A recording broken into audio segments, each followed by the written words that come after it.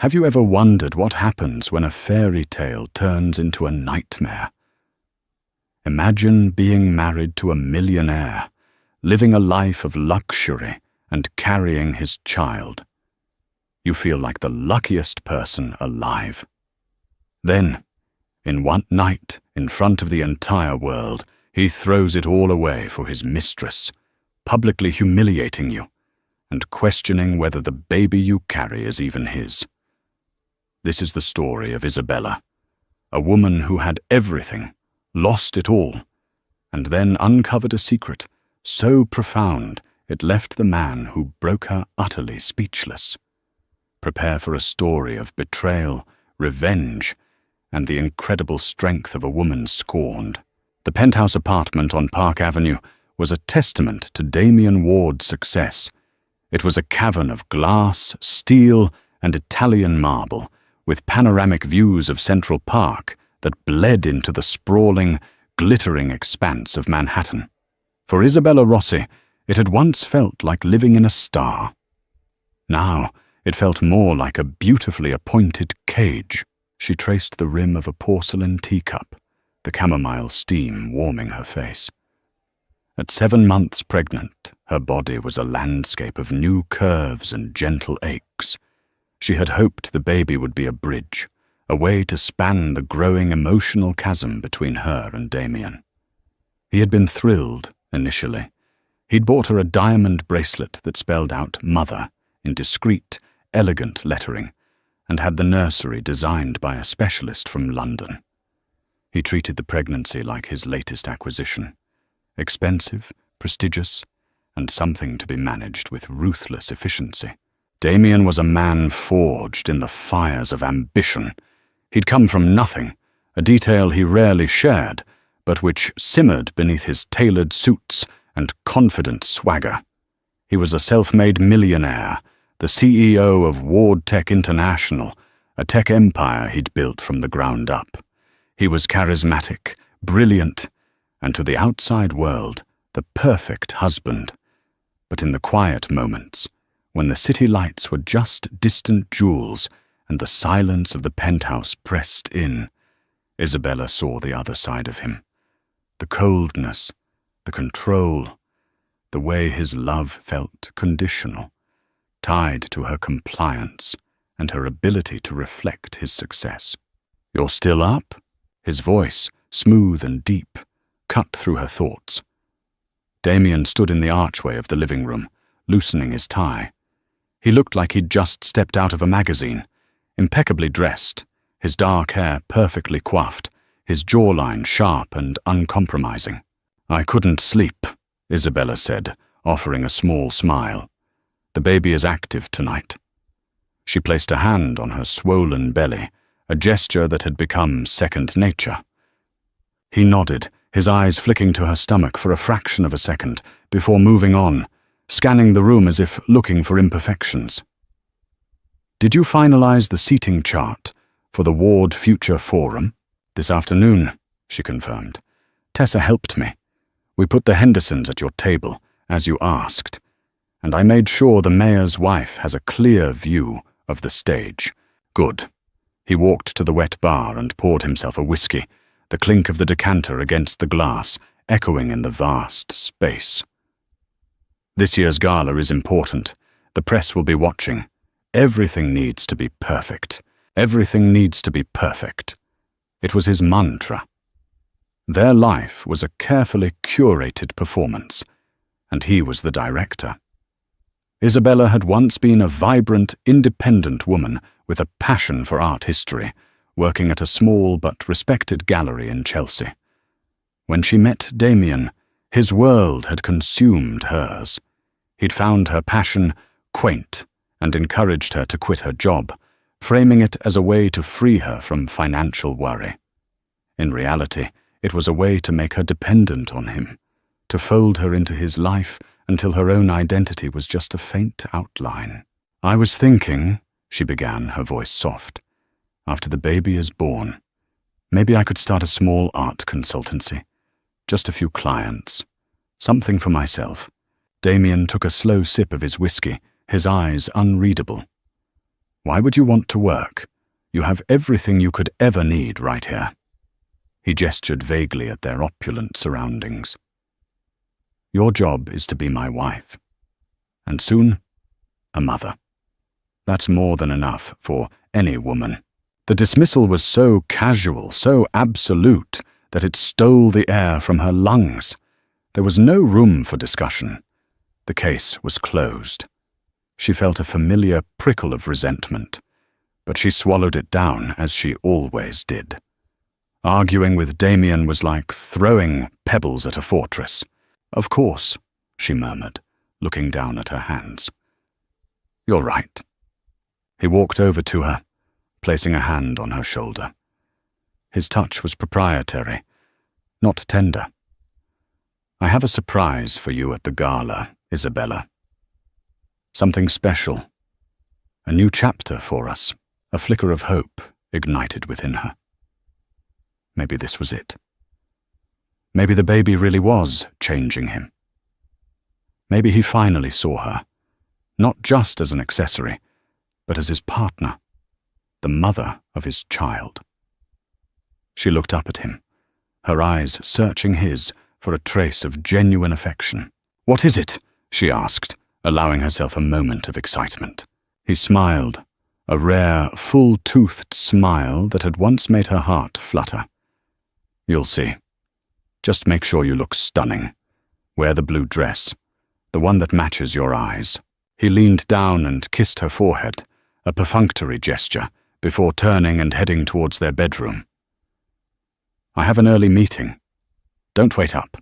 Isabella sat alone in the cavernous living room, the city lights twinkling like 1,000 unfeeling eyes. The hope that had flickered moments before was already dying, replaced by a familiar, cold dread. His surprise was just another part of the performance. And the blue dress, it wasn't just a suggestion. It was a costume, chosen for her role in his grand production. She placed both hands on her belly, feeling the gentle kick of the life inside her. This baby, she thought, was the only thing in this gilded cage that was truly hers, and she would protect that, no matter what. She had no idea that the stage for Damien's surprise was already set, and the role he had cast for her was not that of a cherished wife, but of a fool. Chapter 2. The Unveiling. The Ward Future Forum was the crown jewel of New York's philanthropic season. Held in the grand ballroom of the Plaza Hotel, it was a symphony of clinking champagne flutes, hushed power brokering, and the flash of paparazzi bulbs. Isabella, draped in the sapphire blue silk gown Damien had demanded, felt like a ship in a bottle, beautiful, trapped, and for all to see. The dress was a masterpiece of couture, but it felt tight around her ribs, a physical manifestation of the anxiety constricting her chest. She moved through the glittering crowd with a practiced grace, her smile a carefully constructed mask. She greeted senators, shook hands with banking tycoons, and exchanged pleasantries with their diamond-draped wives. She was playing her part to perfection. Damien was at her side, his hand resting possessively on the small of her back, a silent declaration of ownership. "You see?" he whispered in her ear, his breath warm against her skin. "Everyone is here. Everyone who matters." Isabella nodded, her gaze sweeping over the sea of faces. She saw her sister, Tessa, standing near the bar, looking wonderfully out of place in her simple but elegant black dress. Tessa gave her a small, encouraging smile, a lifeline in this ocean of superficiality. Tessa had never liked Damien.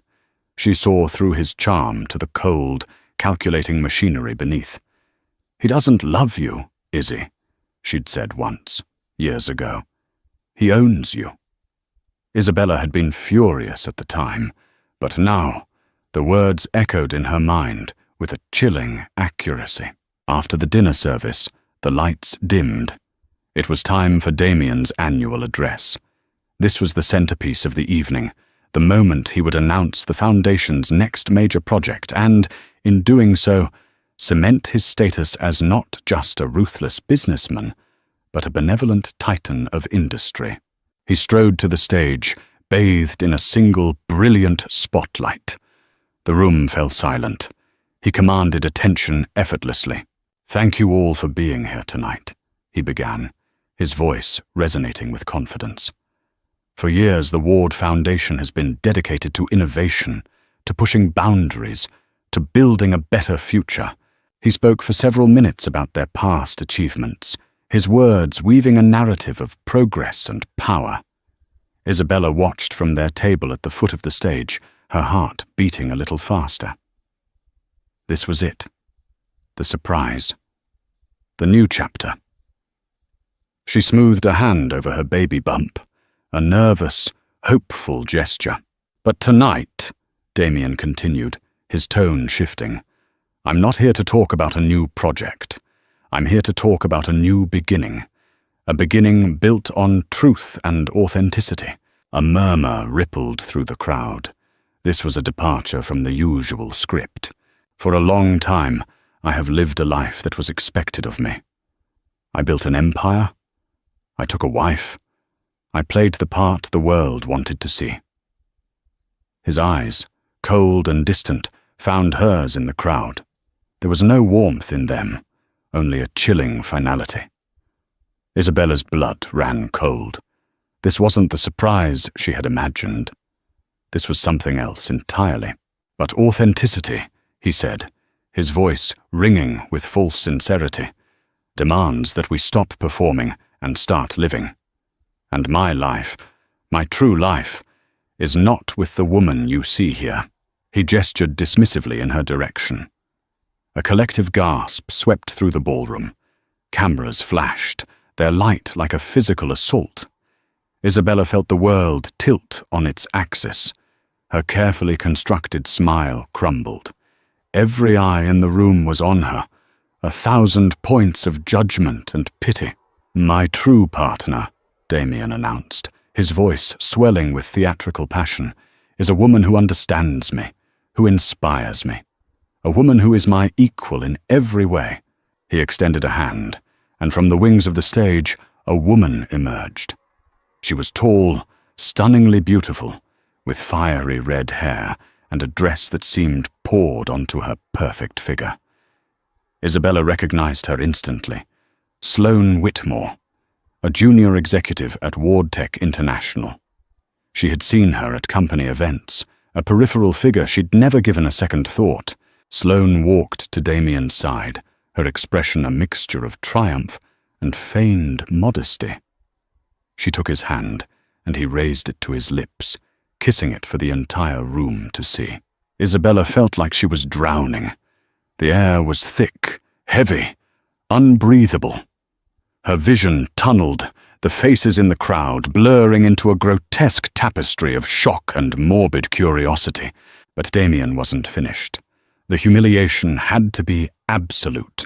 He turned his attention back to Isabella, his voice dripping with a cruel, calculated pity. "My wife, Isabella, has been under the impression that we are expecting a child together."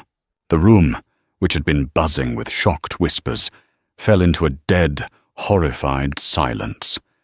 Tessa was already pushing her way through the crowd, her face a mask of fury. "However," Damien continued, letting the word hang in the air, "given the recent distance in our marriage and her desperation to secure her position, I have come to have serious doubts about the paternity of this child. It was a kill shot, a lie so monstrous, so public, that it was designed to annihilate her. He wasn't just leaving her, he was branding her, an adulteress, a liar, a gold digger. He was stripping her of her dignity, her reputation, and even her identity as a mother before her child was even born." Isabella stood up, her legs shaking so violently she thought she would collapse. She could feel the baby kick, a frantic, panicked rhythm, as if it could sense its mother's agony. She looked at Damien, at this man she had loved, this man who was the father of her child, and she saw a stranger, a monster cloaked in a bespoke suit. She didn't scream. She didn't cry. A strange, terrifying calm washed over her. She met his gaze, and for a fleeting moment, she saw a flicker of something in his eyes. Not regret, but a flash of unease, as if her silence was more unsettling than any outburst would have been. Then she turned her back on him, on Sloane, on the entire gasping crowd. With a dignity she didn't know she possessed, she walked away from the stage, her head held high. Tessa reached her, wrapping a protective arm around her.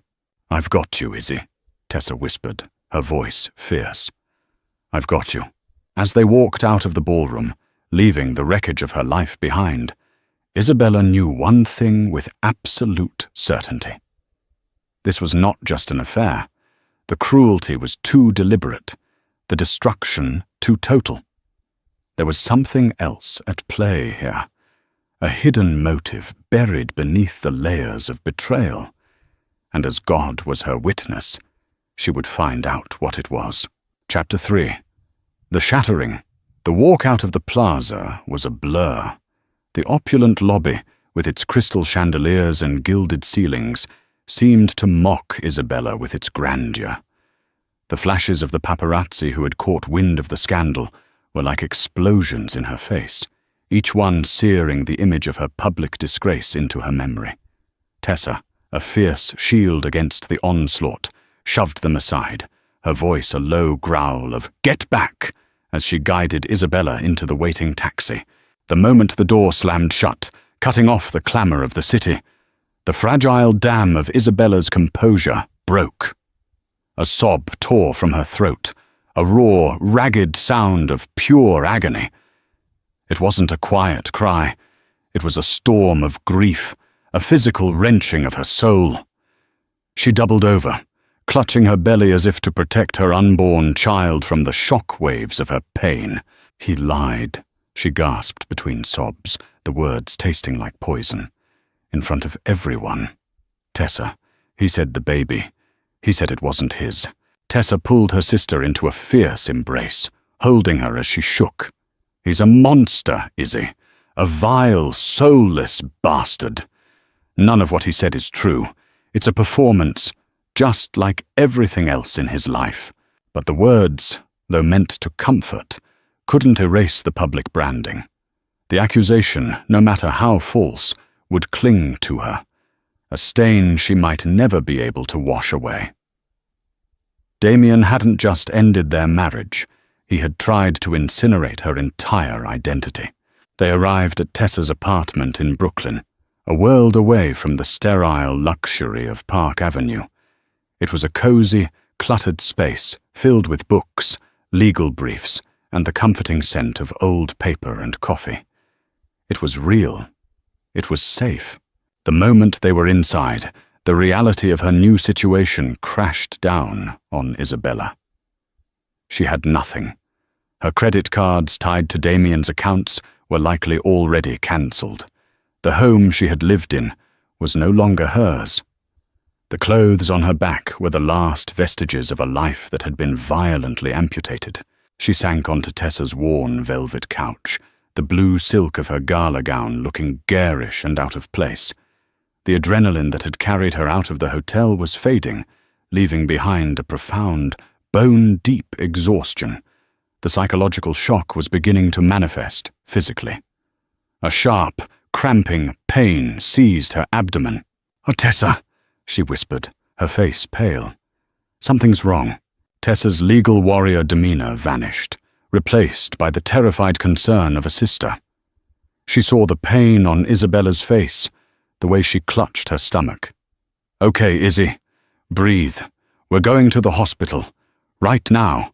The next few hours were a terrifying haze of fluorescent lights, the sterile smell of antiseptic, and the rhythmic beeping of machines. The doctors at the hospital were kind but firm, their faces etched with professional concern. They diagnosed her with a threatened miscarriage, brought on by extreme stress. She was ordered on immediate and strict bed rest. Lying in the stiff hospital bed, listening to the steady, reassuring thump of her baby's heartbeat on the fetal monitor, Isabella felt the full weight of Damien's cruelty.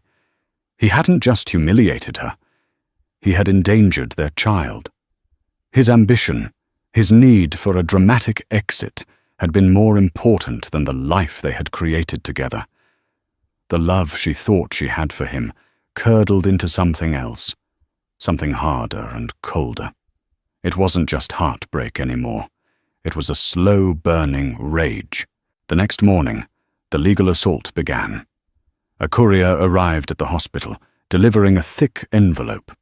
Inside were divorce papers, already filed, and a restraining order, citing her emotional instability and preventing her from entering the Park Avenue penthouse or any property of Wardtech International. It was a masterclass in legal brutality, designed to leave her isolated and powerless. "He's trying to bury you," Tessa said, her voice tight with fury as she read through the documents. "He's painting you as an unhinged, cheating wife to preempt any claim you might have. The paternity clause is a threat. He's saying if you fight him, he'll drag you through a public and humiliating paternity battle." Isabella looked out the hospital window at the grey, unforgiving sky. The woman from the night before, the one who had walked out of the gala with her head held high, felt like a distant memory. In her place was a woman who was terrified, not just for herself, but for the tiny, vulnerable life depending on her. "What do I do?" she asked, her voice barely a whisper. Tessa pulled a chair close to the bed, taking her sister's hand. Her grip was strong, anchoring. "First, you rest. You keep this baby safe. That is your only job right now. My job," she said, her eyes hardening with resolve, "is to fight back. But he has an army of lawyers, Tessa. He has all the money, all the power. And you have the truth," Tessa countered. "And you have me. He thinks you're a fragile little doll he can break and discard. He's about to find out that you're not. We're not going to play his game. We're not going to fight him on his terms." Over the next few days, as Isabella's physical condition stabilized, a profound emotional shift began to take place. The initial shock and grief started to recede, leaving behind a landscape of stark clarity. She replayed the scene at the gala over and over in her mind. Not the humiliation, but the details. The look on Damien's face, the triumphant gleam in Sloane Whitmore's eyes. It was too theatrical, too perfectly staged. Damien was a pragmatist. A simple, quiet divorce would have been more efficient. The public spectacle, the brutal, character-assassinating lies, it was overkill. Why go to such lengths? Why not just leave? The question began to haunt her, a tiny, persistent hum beneath the noise of her pain. It didn't make sense. And Damien Ward was a man for whom everything had to make sense, for whom every action had a calculated purpose. Lying in that hospital bed, stripped of everything that had defined her life for the past 5 years, Isabella Rossi started to feel something she hadn't felt in a very long time. A spark of her old self. The curious, analytical art historian who knew how to look beneath the surface of a painting to find the hidden story. She realized Damien's betrayal wasn't the end of her story. It was the beginning of a mystery. And the first clue was the sheer, inexplicable malice of his attack. He wasn't just getting rid of a wife. He was trying to erase a witness. But a witness to what? Chapter 4. A glimmer of strength. Leaving the hospital felt like a rebirth. Isabella stepped out into the crisp autumn air of Brooklyn, not as Mrs. Damien Ward, the socialite, but as Isabella Rossi, a pregnant, unemployed woman with nothing to her name but a hospital bag and a sister who would walk through fire for her. The thought, instead of terrifying her, was strangely liberating. The gilded cage was gone. So was the master. Tessa's apartment became her sanctuary. For the first week, Isabella did little more than sleep, eat the simple, nourishing meals Tessa cooked, and listen to the steady rhythm of her baby's kicks. The bed rest order was a blessing in disguise, forcing her to be still, to heal both physically and mentally. The world of galas and designer clothes felt like a dream she was slowly waking from. One afternoon, as sunlight streamed through the window, illuminating dust motes dancing in the air, Tessa came home with a large cardboard box. "What's this?" Isabella asked, propping herself up on the couch. "A care package from your old life." Tessa's tone was wry. "One of the maids at the penthouse, Anna. She always liked you. She packed up some of your personal things before Damien's goons could throw them out. Your sketchbooks, some photos, your mother's locket. The things that matter." Isabella's hands trembled as she opened the box. She lifted out a worn sketchbook, its pages filled with her drawings of architectural details from museums, of faces she'd seen on the subway, of ideas for paintings she'd never had the courage to start. Flipping through the pages was like reacquainting herself with a long-lost friend. This was who she was before Damien. This observant, creative, passionate woman. He hadn't destroyed her. He had only buried her. "He never liked me drawing," Isabella said softly, tracing the outline of a gargoyle she'd sketched at the cloisters. "He said it was a messy, unproductive hobby. He said that because your talent was something he couldn't own," Tessa said, sitting beside her. "It was yours." That scared him. That single simple observation struck Isabella with the force of a revelation. All these years, she had contorted herself to fit into Damien's world, believing it was the only way to earn his love. Now, she saw that his love was a form of control, and anything he couldn't control, he sought to diminish. Her art, her opinions, her very essence. This realization was the first real glimmer of her old strength returning. The fear that had paralyzed her began to recede, replaced by a cold, clear-eyed resolve. She wasn't a victim anymore. She was a survivor, and survivors fight back. "Okay," Isabella said, closing the sketchbook and looking at her sister with a new fire in her eyes. "Tell me about the legal situation. Everything. Don't sugarcoat it." Tessa, who had been waiting for this moment, pulled a stack of files from her briefcase. "Legally, he's built a fortress. The prenup is ironclad. It entitles you to a one-time payout, but he's contesting it based on the infidelity clause, which his accusation of paternity fraud conveniently triggers. His lawyers are stonewalling, refusing to negotiate. They're trying to starve us out, assuming you'll get desperate and accept a pittance to go away quietly. And the paternity claim? It's his trump card," Tessa admitted, her expression grim. "If we fight the prenup, he'll file a motion to compel a paternity test the moment the baby is born. He'll leak it to the press. He'll turn your child's birth into a media circus. It's blackmail, plain and simple." Isabella placed a protective hand on her belly. The thought of subjecting her child to that kind of public scrutiny was sickening.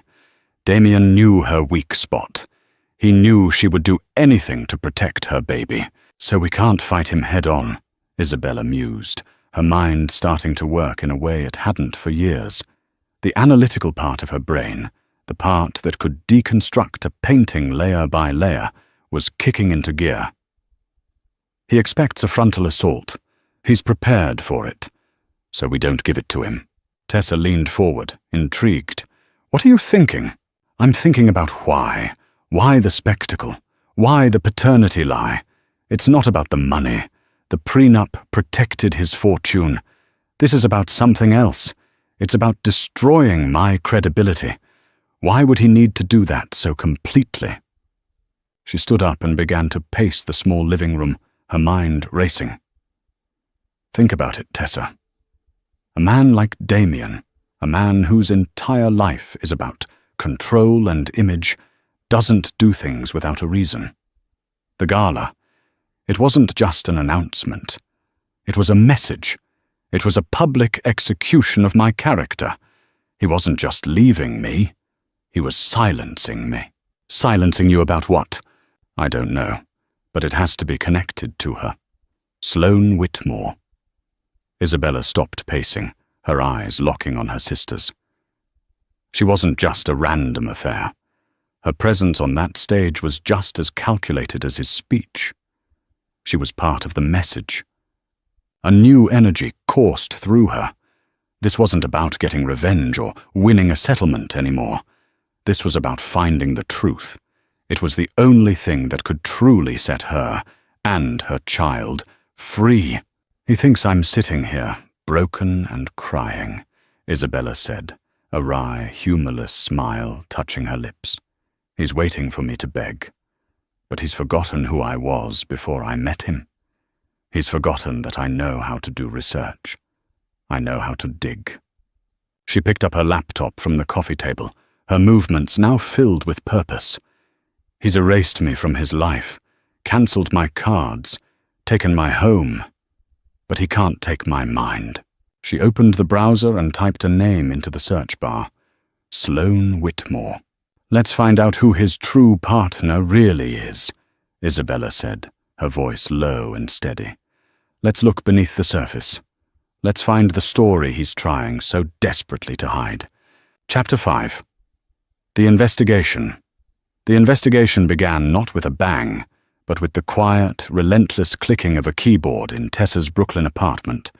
While Tessa handled the legal skirmishes, firing off carefully worded letters to Damien's lawyers to keep them occupied, Isabella delved into the digital ghost of Sloane Whitmore. On the surface, Sloane's story was impressive, almost too perfect. A summa cum laude graduate from Wharton, a rising star at Ward Tech International, a portfolio of successful projects under her belt. Her social media profiles were a curated collection of charity runs, industry conferences, and tasteful vacation photos. It was the polished, professional facade of a modern corporate climber. But Isabella wasn't looking at the surface. She was looking for the cracks. It's all too clean, Isabella murmured, scrolling through years of Sloane's online presence. There are no rough edges, no awkward college photos, no angsty teenage posts. It's like her public life began the day she graduated from business school. Maybe she's just private, Tessa suggested, looking over her sister's shoulder while sipping her morning coffee.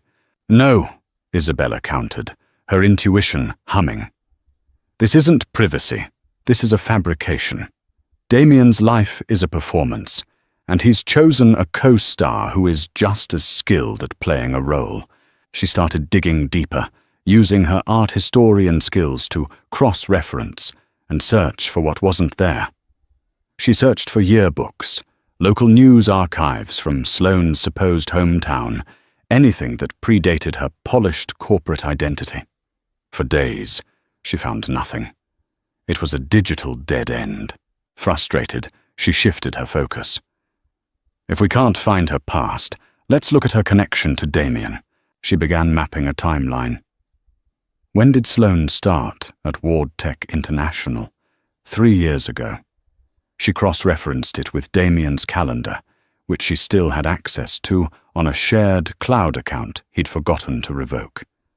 She looked for patterns, for meetings that seemed out of place, for travel itineraries that overlapped.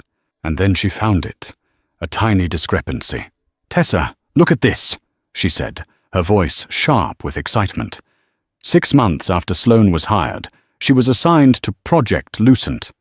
It was a new renewable energy initiative, but according to these internal memos, the project was Damien's pet.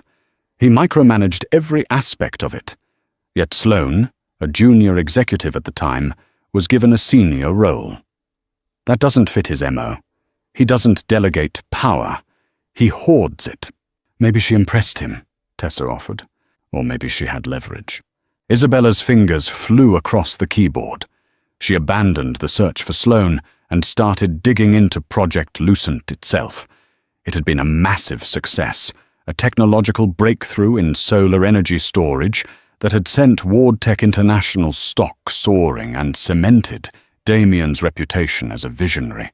She pulled up the original patent filings, the technical documents, the press releases, and buried deep in a list of early-stage research consultants, she found a name that made her breath catch in her throat. Dr. Conrad Whitmore. Whitmore, she whispered. Tessa, her father's name is Dr. Conrad Whitmore. It could be a coincidence, Tessa cautioned, but she was already leaning in closer, her lawyer's mind sensing a lead. No, Isabella said, a cold certainty washing over her. In Damien's world, there are no coincidences. The search for Dr. Conrad Whitmore was far more fruitful than the one for his daughter. He was an engineer, a brilliant but unassuming academic who had taught at a small university in Pennsylvania. He had published papers on solar energy storage, theories that were groundbreaking but largely ignored by the mainstream corporate world. He had run a small research company in the late 90s and early 2000s. The company had a name, Solaris Labs. Isabella's heart was pounding now. She remembered hearing that name before. She searched her memory, the archives of her mind, and then it hit her. A conversation from years ago, at a dinner party. One of Damien's old business partners, a man named Owen Graves, who'd had a bitter falling out with Damien, had gotten drunk and started rambling. Damien's a genius, all right, Owen had slurred, his voice thick with resentment. A genius at recognizing other people's genius and calling it his own. Ask him about Solaris. Ask him how he really got his start. At the time, Isabella had dismissed it as the ramblings of a bitter man. Now it was a Rosetta Stone. With a new, frantic energy, she searched for Solaris Labs and Wardtech International, and there it was. A single, obscure business article from a local Pennsylvania newspaper dated 15 years ago. The headline read, "Local Innovator Sues Tech Giant for Patent Infringement." The story laid it all out. Dr. Conrad Whitmore, the founder of Solaris Labs, had accused a young, up-and-coming Damien Ward of stealing his proprietary research for a new solar storage system. Dr. Whitmore claimed he had met with Ward, signed an NDA, and presented his breakthrough technology, only to have Ward cut off contact and file a nearly identical patent months later. But Damien, even then, was a formidable opponent. He countersued, claiming Dr. Whitmore's research was unsubstantiated and that his own technology was developed independently. He buried the small-town engineer in legal fees and procedural delays. The lawsuit dragged on for years. Solaris Labs went bankrupt. Dr. Conrad Whitmore lost everything. Isabella felt a wave of nausea. This was it. The foundation of Damien's empire, his first great success, was built on a lie. It was built on the ruins of another man's life. She kept digging, her hands shaking. She found Dr. Conrad Whitmore's obituary. He had died 5 years ago. A heart attack. He was only 58. The obituary mentioned he was survived by his loving daughter, Sloane. The pieces of the puzzle slammed into place with a sickening finality. This wasn't a love affair. This was a war. Sloane Whitmore hadn't seduced Damien Ward for his money or his power. She had infiltrated his life, his company, his bed, for one reason and one reason only: revenge. She was avenging her father. The gala, the public humiliation. It wasn't about leaving a wife for a mistress. It was a perfectly executed act of sabotage.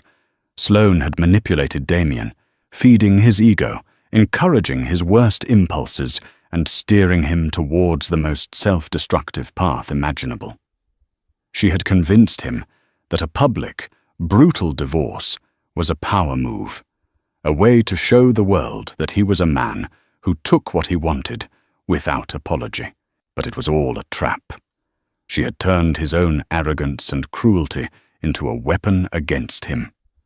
She had made him the architect of his own downfall and the paternity lie. It suddenly made perfect, horrifying sense. It wasn't just to silence Isabella. It was to ensure that when the truth about Damien's past came out, as Sloane surely intended it to, Isabella would be seen as a discredited, unreliable narrator, a bitter, cheating ex-wife whose claims would be dismissed. Sloane was isolating him, ensuring that when he fell, there would be no one to catch him. Isabella leaned back, the screen of the laptop blurring before her eyes. She had thought she was a casualty in Damien's war. She now realized she was a pawn in Sloane's, and the game was far from over. Chapter 6. The secret unravels. The revelation hung in the air of the small Brooklyn apartment, thick and suffocating. The story was no longer about a simple, albeit brutal, betrayal. It had morphed into a Greek tragedy, a long-form revenge saga spanning 15 years of simmering hatred. "She's been playing him," Isabella whispered, the words feeling inadequate to describe the sheer scale of the deception. All of it.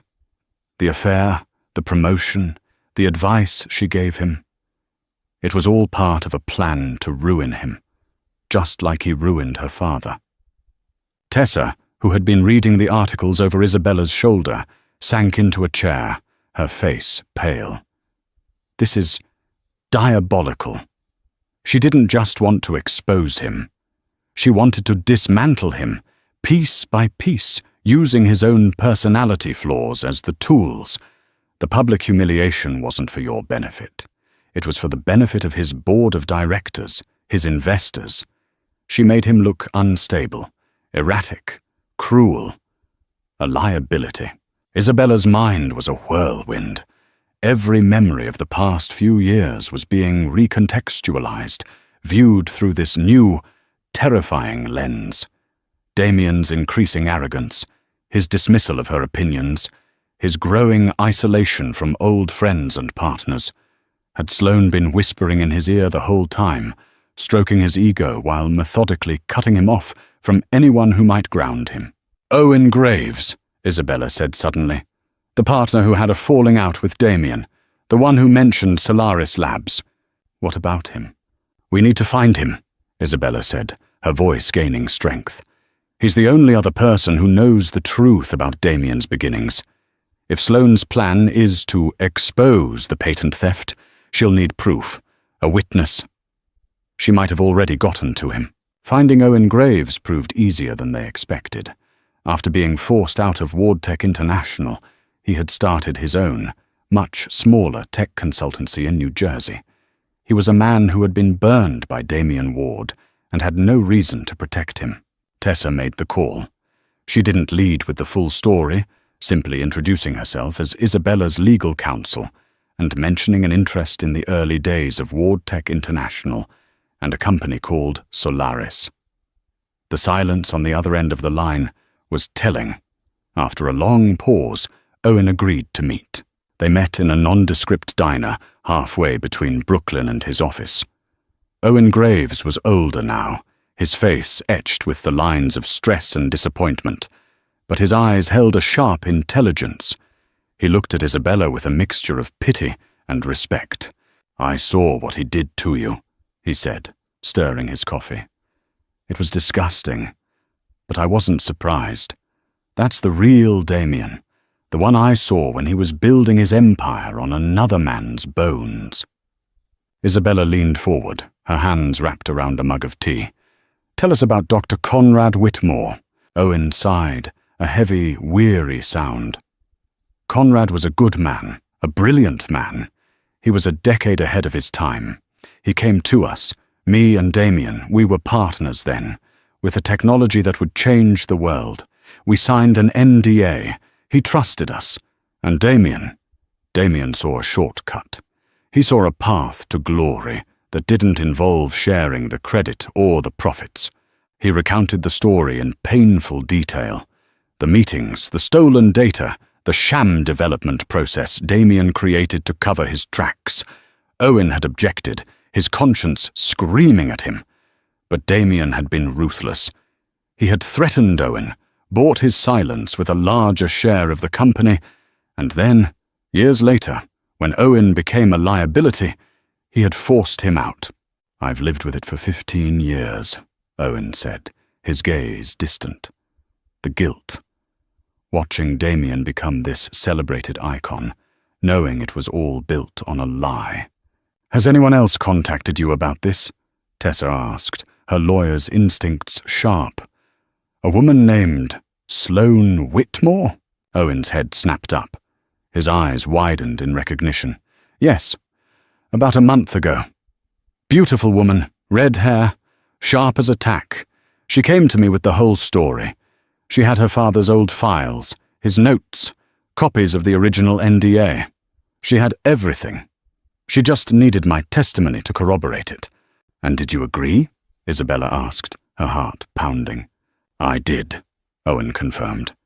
"I told her I would testify. I would tell the world what Damien did. It's time. The man needs to face the music." There it was. The final piece. Sloane had her weapon and it was loaded. She had a credible witness and documentary evidence. The only question was, when would she fire the shot? "She's waiting," Isabella said, thinking aloud as they drove back to Brooklyn. "She's letting the dust from the gala settle. She's letting Damien think he's won. He's isolated himself, discredited his wife, and shown the world his instability. Now he's vulnerable. When she releases this story, no one will stand by him. His board will oust him in a heartbeat to save the company." Tessa glanced at her sister. The transformation was astounding. The broken, weeping woman from the night of the gala was gone.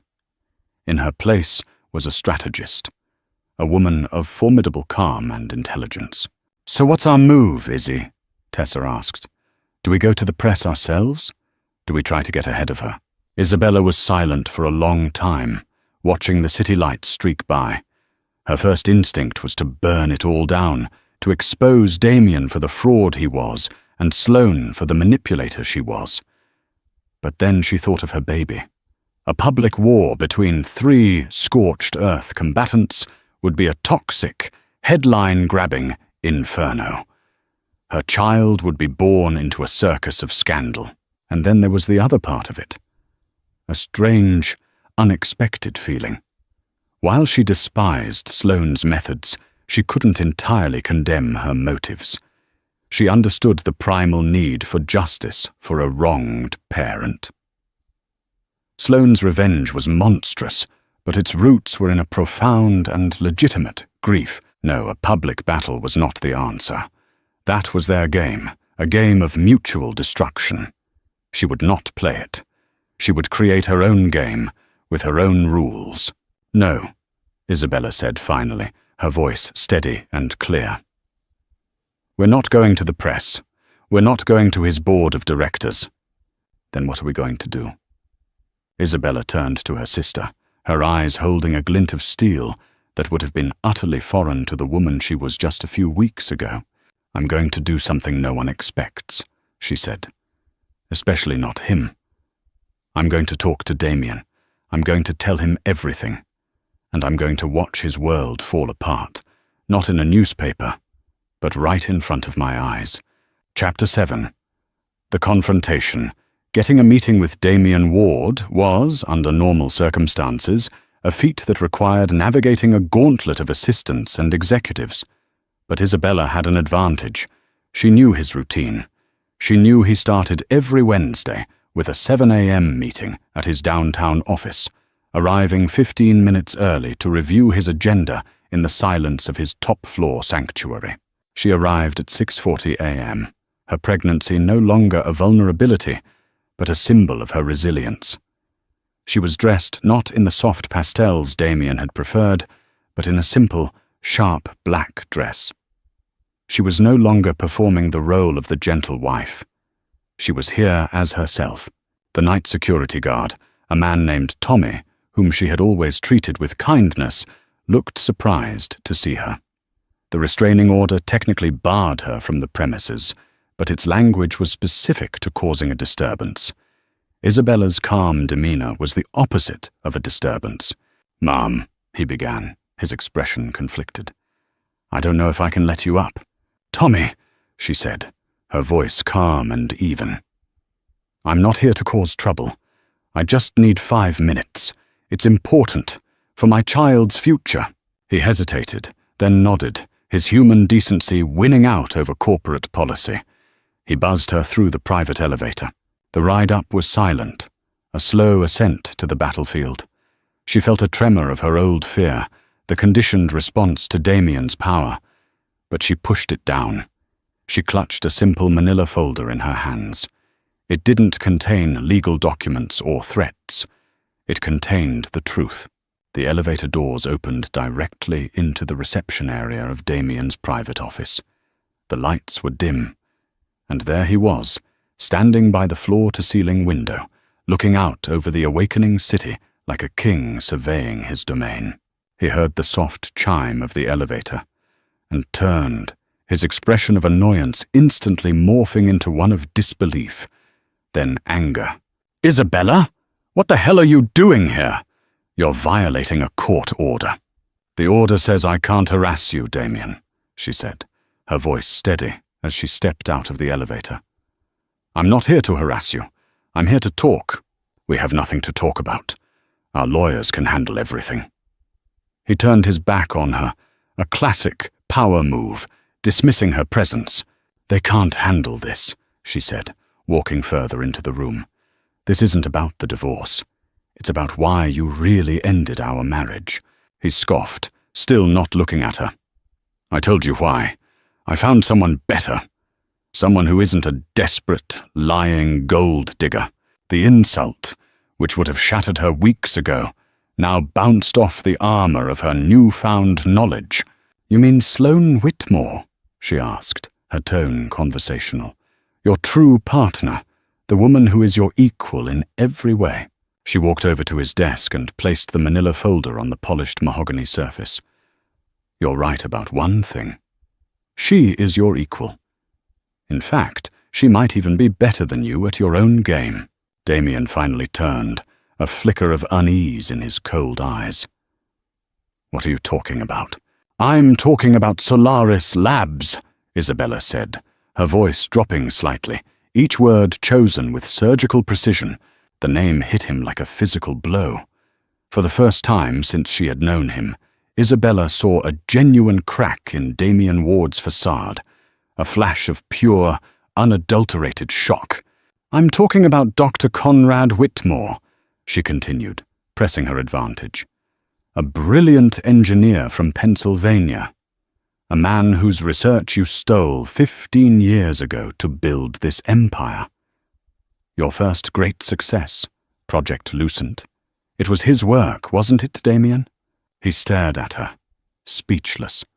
His mind was clearly racing, trying to calculate how she could possibly know this.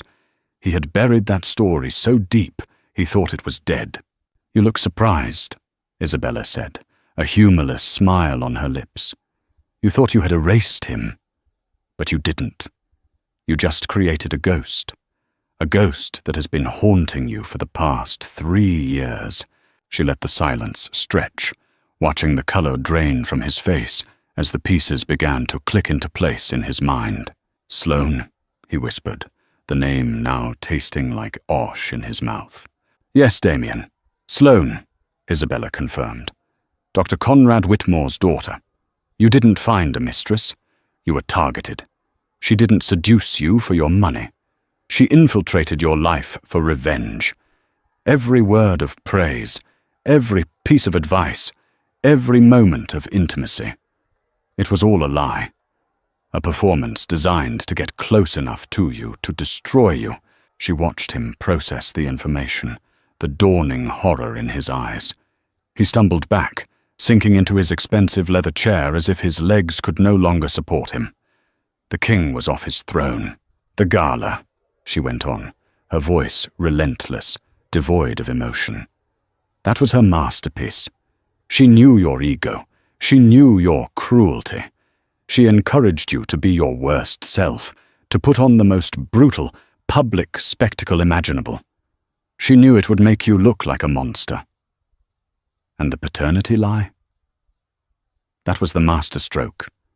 It wasn't just to hurt me. It was to ensure that when this story comes out, I would have no credibility. Who would believe the ravings of a bitter, cheating wife? Damien looked up at her, his face a mask of utter devastation. The betrayal he had inflicted on her was nothing compared to the abyss of deception that had just opened up beneath him. He had been a puppet, his strings pulled by the daughter of the man he had destroyed. His power, his control, his entire sense of self, it was all an illusion. She has proof, Damien, Isabella said, her voice softening slightly, not with pity, but with a sense of finality. She has her father's files, and she has a witness. Owen Graves. He's agreed to testify against you. She's waiting for the right moment to release the story. And when she does, your board will abandon you, your investors will flee, and this entire empire you built on a dead man's dream will crumble. He said nothing. He just stared into the middle distance, his world collapsing around him in the silent, sunlit office. He, Damien Ward, the master of the universe, had been played. He had been humiliated, not by a business rival, but by a woman he had taken to his bed, a woman whose motives he had been too arrogant to ever question. Isabella looked at the broken man in the chair. She felt no triumph, no satisfaction, just a profound, empty sadness for all the lives that had been wrecked by his ambition. She turned and walked back towards the elevator, her work done. "Isabella!" he called out, his voice hoarse, broken. She stopped but didn't turn around. "Why?" he asked. "Why are you telling me this? Why not just let her do it?" Isabella paused, her hand on the elevator button. "Because I'm not like you, Damien. And I'm not like her. I'm not interested in revenge. I'm interested in truth. And I don't want our child to be born into the middle of a public war." She looked back at him then, one last time. "This is your mess," she said, her voice clear and strong. "You have a choice. You can let her destroy you, or you can get out ahead of it. You can confess, try to salvage what little you have left, and start to atone for what you did. What you do next is up to you. But my life and my child's life will no longer be a part of your story." She pressed the button, and the elevator doors slid open. As she stepped inside, she left him there, a fallen titan in his glass tower, utterly and completely speechless. Chapter 8. The Reckoning. The aftermath was not a sudden explosion, but a controlled demolition, orchestrated by a man desperate to salvage something from the wreckage of his life. Damien Ward, for the first time, was not on the offensive. He was in full retreat. 2 days after Isabella's confrontation, he called an emergency press conference. He didn't wait for Sloane to make her move. He preempted her. Standing before a stunned assembly of journalists, looking haggard and humbled, Damien Ward confessed. He didn't confess to everything. His version of the story was carefully spun, framed as a youthful mistake, a competitive overstep, rather than outright theft. He admitted to the aggressive acquisition of technology from Solaris Labs and announced the creation of a massive restitution fund in Dr. Conrad Whitmore's name, to be managed by an independent third party to support young, independent innovators. He painted himself as a man seeking to atone for the sins of his past. He then announced his immediate resignation as CEO of Ward Tech International. The story was a bombshell, but because Damien had controlled the narrative, the company itself was largely insulated. The board accepted his resignation, expressed their shock, and immediately promoted a competent, if uncharismatic, successor. The stock dipped, then stabilized. The empire survived, but the emperor was deposed. Of Sloane Whitmore, Damien said nothing. He simply stated that his engagement was off and that his recent personal behavior had been inexcusable, a result of the immense pressure he had been under. By not naming her, he robbed her of her public victory. Her revenge was complete, but it was also silent. She had toppled the king, but there was no triumphant celebration. She had won the war, but the world would never know the full story of her brilliant, devastating campaign. Sloane Whitmore resigned from Wardtech International the same day. She collected her things, walked out of the building, and vanished. There was speculation, of course. The press connected the dots between her and Dr. Conrad Whitmore, but without a statement from her or a confession from Damien about the true nature of their relationship. It remained just that. Speculation. She had achieved her goal, but in doing so had become a ghost herself, disappearing from the world as quietly as she had entered it. For Damien, the reckoning was personal and profound. He lost his company, his power, his reputation. The sycophants and fair-weather friends who had orbited his star vanished overnight. He was left alone in his cavernous penthouse, a pariah in the city he had once ruled. His public humiliation was not the one Sloane had designed, but it was a humiliation nonetheless, self-inflicted in a desperate act of self-preservation. Isabella watched it all unfold from the quiet safety of Tessa's apartment. She felt a strange detachment, as if watching a play for which she had written the final scene. There was no joy in his downfall, only a quiet sense of closure. The storm had passed. A week after the press conference, a check arrived via courier. It was from Damien's personal account. It wasn't the paltry settlement from the prenup, but a sum 10 times that amount. There was no note, no explanation. It was a silent admission of guilt, a quiet offering. "It's blood money," Tessa said, looking at the check with distaste. "No," Isabella corrected her softly. "It's not for me.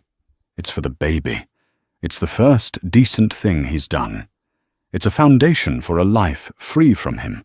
She used the money to buy a small, charming brownstone in a quiet, tree-lined neighborhood in Brooklyn, not far from Tessa.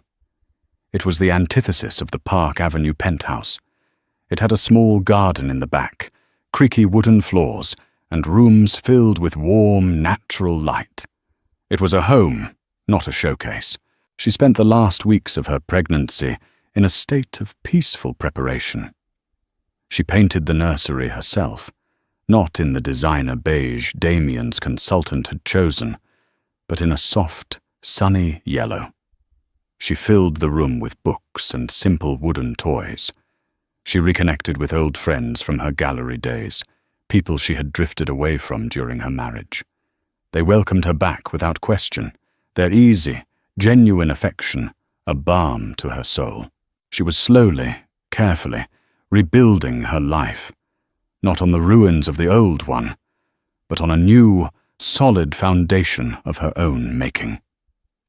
She started sketching again, her creativity, so long dormant, reawakening with a vibrant energy.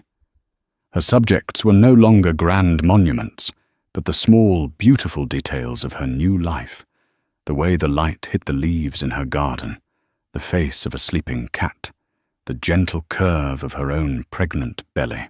One evening, Tessa found her sitting in the nursery, quietly rocking in a chair, a serene smile on her face. "You look happy, Izzy," Tessa said, leaning in the doorway. "I am," Isabella replied, placing a hand on her stomach. "I feel free. I feel like myself again. It's strange, isn't it? He had to destroy my life for me to finally be able to live it." The pain of Damien's betrayal had not vanished, but it no longer defined her. It had become a part of her story, a scar that proved She had survived something terrible. She had walked through the fire and emerged not burned, but forged. She was no longer waiting for a new chapter to be written for her. She was holding the pen, and the pages were beautifully, wonderfully blank. The reckoning had come for everyone, but for Isabella, it had cleared the way for a renaissance. Chapter 9. A New Dawn. 3 months later, Noah Elena Ward was born on a crisp January morning, her first cries filling the quiet hospital room with the sound of pure, unadulterated life. She was beautiful and perfect, with a full head of dark hair and eyes that held a startling, wise serenity. Holding her for the first time, Isabella felt a love so fierce and overwhelming it eclipsed everything else. All the pain, all the betrayal, all the drama of the past year melted away, leaving only this tiny, warm, perfect being in her arms. Life in the Brooklyn brownstone settled into a new, beautiful rhythm. It was a rhythm dictated by feedings and diaper changes, by soft lullabies, and the gurgling laughter of a baby discovering her own hands. It was a world away from the frantic, high-stakes universe Damien had inhabited. It was small, it was simple, and it was exquisitely happy. Isabella launched her art consultancy from a small office she set up in a spare bedroom. She started with just one client, an old friend who owned a boutique hotel, helping them acquire pieces from local, emerging artists. Her reputation for having a keen eye and an honest approach grew, and soon, word of mouth brought her more work than she could handle. She was building something of her own, on her own terms, fueled by her own talent. She was no longer a reflection of a man's success. She was the source of her own. One Saturday afternoon, as she was sketching in the garden while Noah napped in a bassinet nearby, the doorbell rang. Her heart gave a familiar, nervous flutter. She wasn't expecting anyone. She opened the door to find Damien standing on her doorstep. He was a changed man. The arrogant swagger was gone, replaced by a quiet, hesitant uncertainty. He was thinner, and there were new lines of exhaustion around his eyes. He was no longer the titan of industry, just a man standing on a porch, looking lost. "Damien," she said, her voice even, betraying none of the turmoil his presence stirred. "Isabella," he said, his voice quiet. "I know I have no right to be here. But I heard about the baby. I saw the announcement Tessa posted. A girl. Noah." He said the name softly, as if testing the feel of it. "Yes," Isabella said simply. He shuffled his feet, his gaze falling to the ground. I was wondering if I might see her." Isabella looked at him, at this man who had tried to deny his own child's existence in front of the world. The old anger was still there, a low, simmering coal, but it was tempered by something else. Looking at him now, stripped of his power and his pride, she didn't see a monster. She saw a broken, lonely man grappling with the devastating consequences of his own choices. And then she looked back towards the garden, where her daughter was sleeping peacefully in the afternoon sun. This wasn't about her pride or his redemption. It was about Noah. One day, Noah would have questions. One day, she would want to know her father. To deny him now would be to plant a seed of resentment and unanswered questions in her daughter's life. It would be a decision based on her own pain, not her child's future. She had the power now, the power to grant access, the power to refuse, the power to be gracious, or the power to be cruel. She had learned from Damien what cruelty looked like, and she wanted no part of it. "All right," she said, her voice firm but not unkind. "You can see her. But there are rules, Damien. This is my home, my life. You are a visitor here. There will be no drama, no arguments. You will be respectful, always. He looked up, his eyes wide with a mixture of shock and profound gratitude. Of course, anything. Thank you, Isabella. She led him through the house, into the garden. He looked around at the cozy, lived-in space, so different from the cold, sterile perfection of their old life. He saw her sketch pad, the half-finished drawing of a sleeping baby. He saw the simple, happy life she had built without him. He stood over the bassinet, looking down at his daughter for the first time. Noah stirred, her tiny rosebud mouth opening in a small yawn. A wave of emotion washed over Damien's face, regret, awe, a deep, aching sadness for all that he had lost, for all that he had thrown away. A single tear traced a path down his cheek. Isabella watched from a distance. This was not forgiveness. Forgiveness was a long, winding road she wasn't sure she was ready to travel, but it was a beginning. It was a form of redemption. Not for him, but for her. It was the ultimate act of moving on, of showing that his actions no longer had the power to hurt her. She was the master of her own life now, the protector of her daughter, the architect of her own happiness. The new dawn was here, and it was bright, and it was all hers. The man who had tried to humiliate her was now asking for permission to be a small part of the beautiful world she had created in his absence. And in that quiet moment, in a sun-drenched Brooklyn garden, that felt like the only victory that ever truly mattered. And that's where Isabella's story of betrayal finds its new beginning. It's a powerful reminder that our lowest moments can often become the foundation for our greatest strengths. What did you think of Julian's attempt at redemption? Do you believe someone like him can truly change? We'd love to hear your thoughts in the comments below. If this story moved you, please give this video a like and share it with someone who appreciates a story of resilience and empowerment. And don't forget to subscribe to our channel and hit the notification bell so you don't miss our next deep dive into the complexities of the human heart. Thank you for watching, and we'll see you in the next story.